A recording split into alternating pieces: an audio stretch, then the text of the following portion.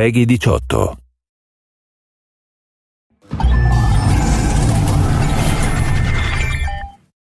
Hello everyone, I'm Colin Graham. I'm the animation director on Watch Dogs, and today I'm excited to present to you a vertical slice of the Watch Dogs free roaming experience. So actually, this is not a mission. Everything we're going to showcase today is completely systemic, and we're free to do as we please. We start off in the wards, the low-income district of our interpretation of Chicago. When creating the world of Watch Dogs, we wanted to stay true to the city and give a unique flavor to each and every neighborhood, not only in terms of the architecture, but also in terms of the people that you'll encounter and what is happening in their day-to-day lives. In the wards, you'll see working-class citizens, rusty cars, gang members, abandoned houses, and low-grade pawn shops. It's really not the kind of place that you're going to want to be alone after dark. Nowadays, modern cities are increasingly managed by software, controlling traffic lights, electricity grids, and surveillance systems. In our version of Chicago, this management software is called CTOS, or the Central Operating System. The CTOS controls everything in the city, and it was created by the Bloom Corporation. Since the CTOS has been installed in Chicago, people get to work faster, the crime rate is dropped, and the communication networks are now more accessible and stable than they ever were before. It goes without saying that if everything is connected, somebody able to take over the system would be extremely powerful. At this point in the game, we don't have control over this district's CTOS system. The icons that you see over people's head mean that we cannot hack into their mobile devices at the moment. We need to find the CTOS control center, install a backdoor virus into the system to take control over all of the infrastructure in this district. There it is, the CTOS control center.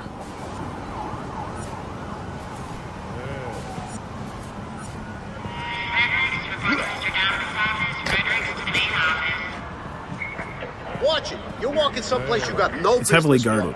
Let's see if we can find the server access codes from a distance. With cameras, we can explore restricted areas without being spotted, tag different guards, and access details on their lives. What the hell is she doing with that weasel motherfucker? It seems that Bloom employees all have a sort of shady past. There it is, the access code to the server room. Unfortunately, we can't access the server via the cameras. We need to sneak inside. One thing that was really important to us when we designed Watch Dogs was to fully support different player styles. Every situation in the game can be tackled the way the player sees fit. In this situation, we can go all out guns blazing, completely stealth without the guards ever seeing us, or we can hack from a distance without ever setting foot inside the restricted area. Let's hack this forklift. Aiden can use the environment to distract and lure guards. Pretty much anything you hack has multiple functions. So, for example, you could use this forklift to access the roof, or you could use it to create cover. Hacking in Watch Dogs is all about player expression. Let's set an improvised explosive device so we can hack it a little bit later.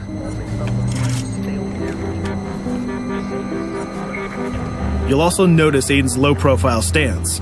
This indicates when the guards are unaware of our presence. We'll try to reach the upper level of the building to see if we can gain a vantage point over our opponents. Everything in the environment can be hacked, so we're going to make some dynamic cover. That's how you spend a day off. Some quality meat. We'll use this forklift to lure the guard towards our IED that we set earlier. Let's see how this plan unfolds. You're working them on.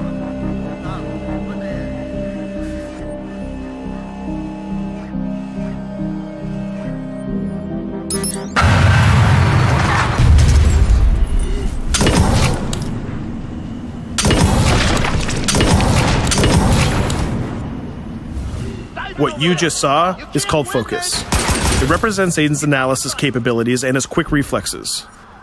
This gives the player more time to combine core game mechanics together, such as shooting, hacking, and driving, in order to handle more complicated situations.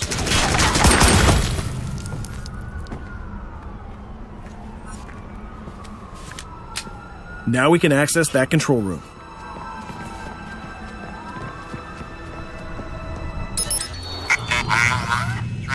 Drop 2, 5.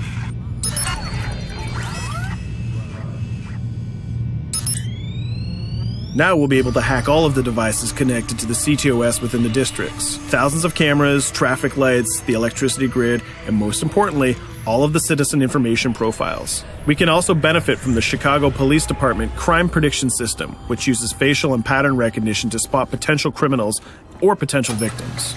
Since this is a pretty rough neighborhood, I'm pretty sure we're going to stumble on some suspected criminal activity pretty soon. And there it is. The system just pushed an alert of a potential crime. We can see the system trying to triangulate the location on our minimap. Take note, this isn't a mission.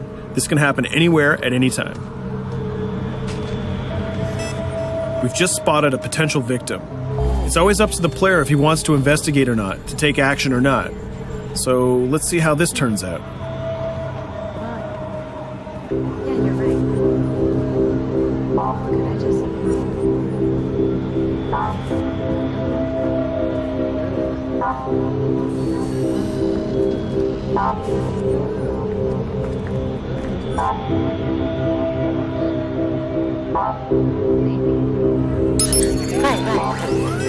You think you're leaving me? Huh?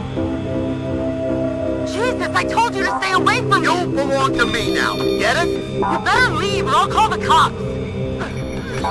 I'll fucking kill you, goddammit. Get off! Yo! That was close.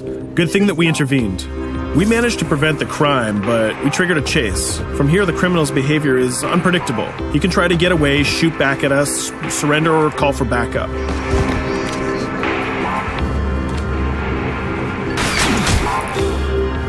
It seems like he decided to get away by car. Let's chase him down. In Watch Dogs, we have a wide variety of vehicles. Each one of them has their own unique properties and handling. Let's see how we can use the CTOS to our advantage to neutralize this criminal and leave the cops to deal with him later.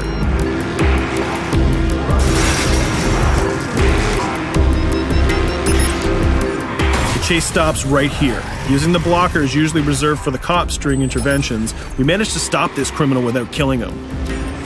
This gives us a reputation bonus. This system is at the core of the Watch Dogs experience. Depending on how we handle different situations in the game, the media and the citizens will have a different perception of our hero, whether he is a true vigilante or a reckless criminal. This will have repercussions throughout the game. Now, let's head for the Loop, the historical district of Chicago, where you're going to find the most iconic buildings in the city.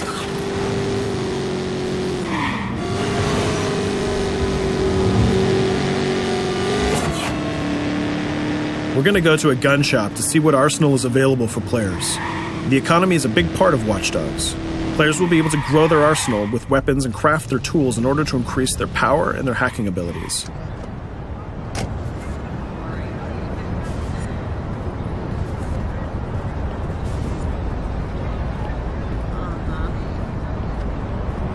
No, it's okay.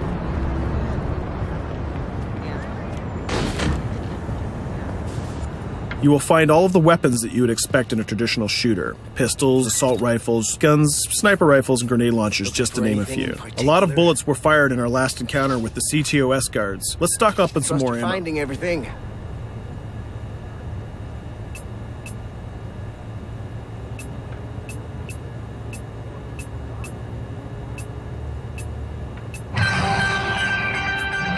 As we mentioned earlier, the media keep track of your actions and the citizens are going to react according to the perception that they have of you. Here, the media is reporting a crime in which you are the #1 suspect. The gun shop owner recognized you and decided to trigger a silent alarm to notify the police. Copy that. Possible wanted suspect presumed armed and dangerous. Police are now trying to locate the source of the threat using the surveillance system in the city, represented by the yellow circles on the minimap. Come in, PH3.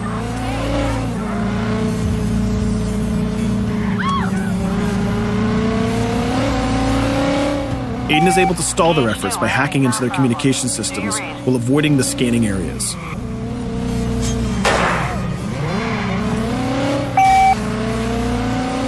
PH units, do you copy? Repeat, squad to all PH units. Once they've lost our trail, we can go back to our activities.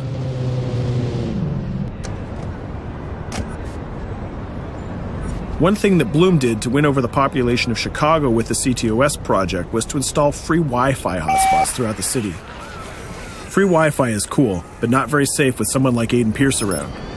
Hacking into this box is going to give us access to every device that's connected to it. So let's see where that brings us.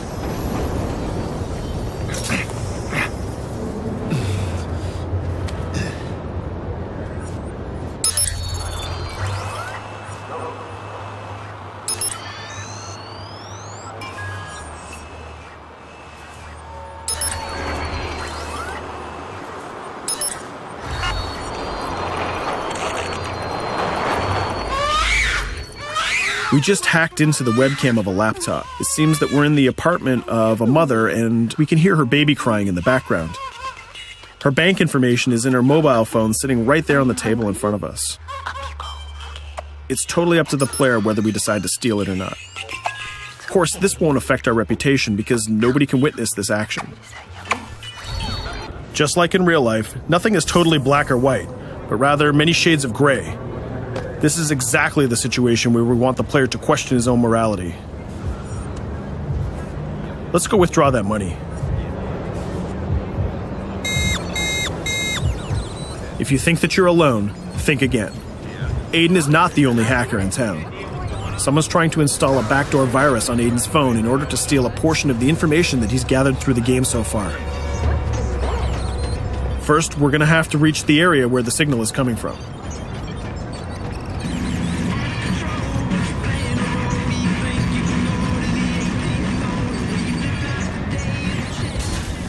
Using our profiler, we're going to try to identify the hacker before the installation finishes.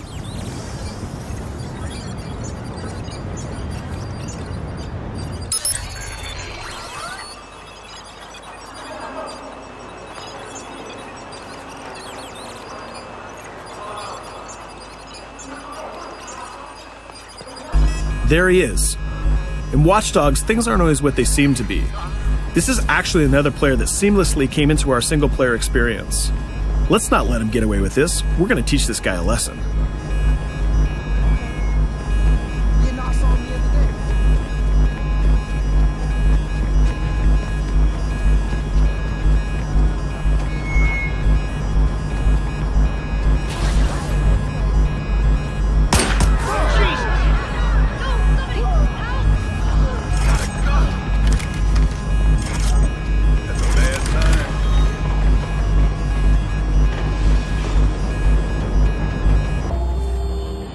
We stopped the hack, but the hacker managed to get away. I don't know about you, but we can't let this pass by. We need to retaliate. Using the grid, let's see if we can find that second player. There he is. Let's enter his game seamlessly.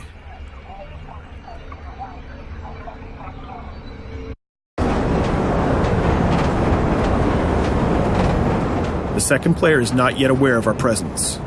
If we act carefully, he might think that we're one of the many NPCs in the city.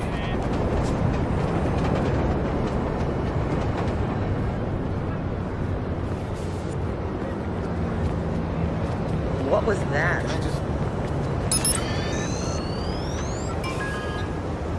So let's find a place to hide and start hacking. What's going on?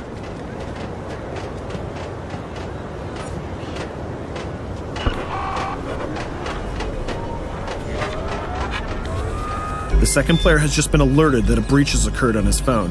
He's trying to find us using his profiler.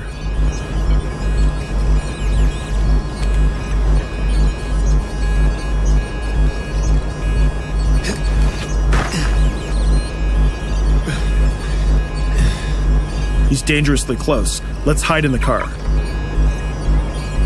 We're spotted. Let's get out of there.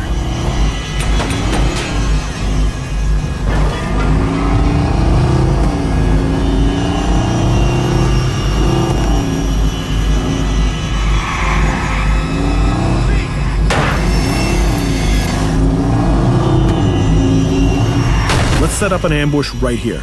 By dragging the other player back here into the alley, we make sure that no civilians get hurt during the firefight. We didn't succeed in hacking the second player, but we did get a little bit of revenge. So that's what we have time for today. We hope you enjoyed our quick gameplay session. Stay tuned for more about Watch Dogs.